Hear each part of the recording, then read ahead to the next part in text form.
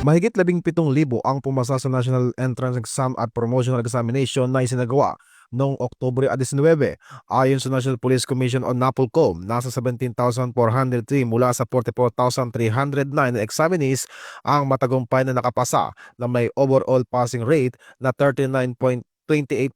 Sa bilang na ito, 14,438 na sibilyan ang pumasa sa PNP Entrance Examination, habang 2,965 naman na aktibong pulis ang kwalipikado para sa promosyon. Binigyang diin ni NAPOLCOM Commissioner Rafael Vicente Calinisan na mahalaga ang mga pagsusulit upang mapanatili ang integridad at profesionalismo sa hanay ng kapulisan. Aniya, nakasalalay ang tiwala ng publiko sa kalidad ng mga pulis na pinipili at itinataguyod ng pamahalaan, kaya't tungkulin ng NAPOLCOM na tiyakin ang isang malinis, makatao at mapagkakatiwalaang serbisyo ng pulisya.